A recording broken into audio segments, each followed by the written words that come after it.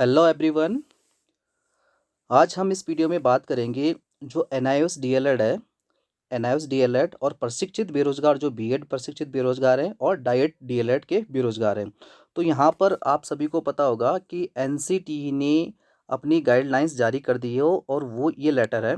तो एनसीटीई ने इसमें ये बताया गया है कि आप क्या कर सकते हैं। सभी राज्यों को ये लेटर भेजा गया है, आप देख सकते हैं। The chief secretary all state UT government as per list.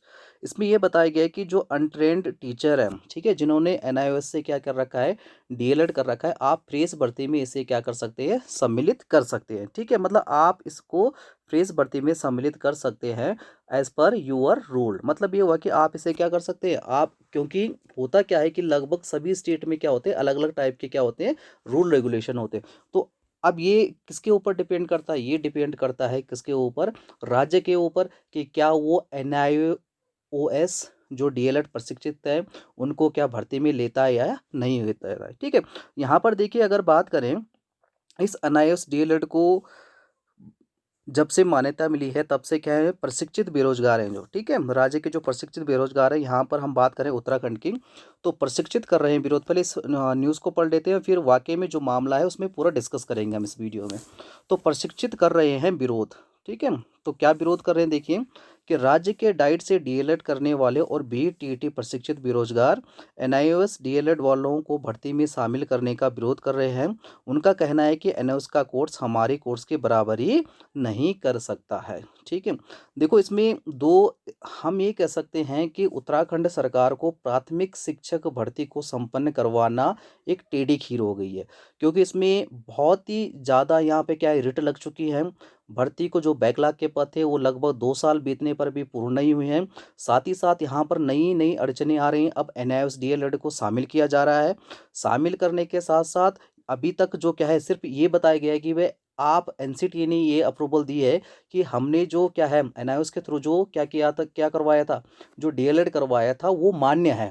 लेकिन सरकार चाहे इसमें निर्णय ले सकती है, चाहे उन्हें अंदर करे या बाहर करे, ये सब सरकार के ऊपर, क्योंकि ये सारी की सारी चीज़ अब क्या है, किस पर डिपेंड करती है, राज्य सरकार पर डिपेंड करती है कि राज्य सरकार अब उसमें क्या करेगी।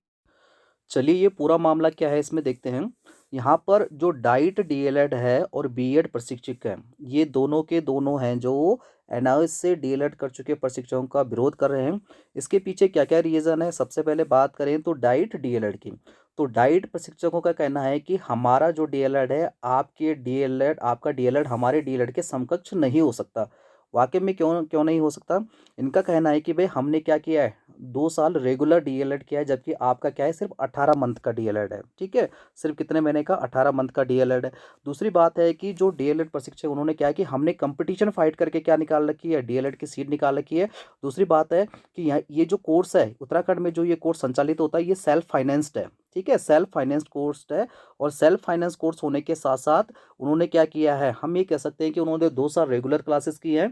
ठीक है, और 2 साल रेगुलर क्लासेस होने के बाद सिर्फ डाइट में 50 सीट, सिर्फ 50 सीटों पर ही उनका चयन हुआ है। ठीक है, तो इतने बड़े कंपटीशन फाइट करने के बाद और सेल्फ फाइनेंस इतना पैसा खर्च करने के बाद उनका कहना है कि आपका जो एनआईएस का जो डीएलएड है वो हमारे समतुल्य नहीं होता है। ठीक है, दूसरी बात है कि यहाँ पर अब तक जो क्या होती है, जो भी प्राथमिक शिक्षकों में भर्तियां होती है उसमें क्या होता है कि सबसे पहले जो क्या है वरीयता दी जाती है, वो किसको दी जाती है, 2 ईयर डीएलएड को।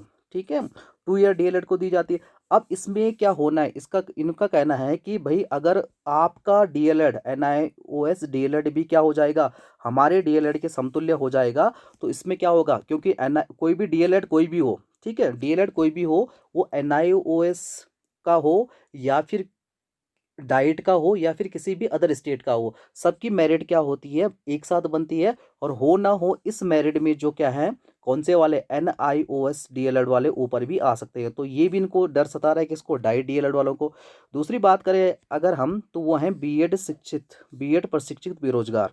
इनका कहना ये है कि आपने जब एनआईओएस, ठीक है, जब एनआईओएस डीएलएड क्या है, प्राथमिक भर्ती की योग्यता रखता है, तो हमारा जो क्या है, हमने क्या कर रखा है, बीएड और प्लस और क्या कर रखा है, ब्रिज कोर्स, बीएड के साथ क्या है, ब्रिज कोर्स कर रखा है। तो हम क्यों प्राथमिक शिक्षक भर्ती में क्या नहीं कर सकते, आवेदन के पात्र नहीं है। ठीक है? मतलब मामला एकदम से ये प्राथमिक शिक्षक भर्ती एकदम से हम ये कह सकते हैं कि इसको संपन्न करवाना बहुत टेढ़ी-खीर हो गई है। संपन्न करवाने के साथ-साथ इनमें बहुत सारी रेटें भी लग गई है। बीएड वालों का कहना है कि भई हम ऑलरेडी क्या है, बीएड हैं, ठीक है? और साथ में हमने क्या कर रखा है, ब्रिज कोर्स भी कर रखा है, जिसे हम विशिष्ट बीटीसी के रूप में जानते हैं।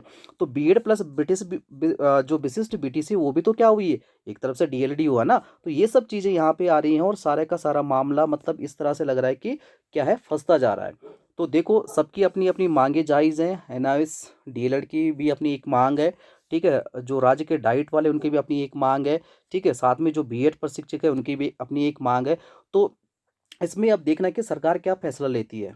सबसे इम्पोर्टेंट चीज़ इसमें सरकार का है, क्योंकि एनसीटीए ने तो अपनी गाइडलाइंस जारी कर दी है। एनसीटीए ने ये कहा कि भई आप इसमें आप स्वतंत्र हो, मतलब आप इसको क्या कर सकते हो, कंसिडर कर सकते हो। लेकिन अब राज्य सरकार को ये फैसला करना है कि एनआईओएस डीएलएड को कंसिडर करती है या नहीं करती है। अगर वो कंसिडर करती है तो क्या ब्रिज कोर्स वालों को भी कंसिडर करनी पड़े कर करना है, ठीक है? इसमें मेन चीज़ तो वही है कि भई अगर एनआईओएस डीएलएड को अगर क्या कर दिया है, उसे कंसिडर करना पड़ा, तो साथ में उसे क्या है, जो ब्रिज कोर्स है, ब्रिज कोर्स को भी कंसिडर करना पड़ सकता है, ठीक है? तो इन सब चीज़ों की जानकारी है।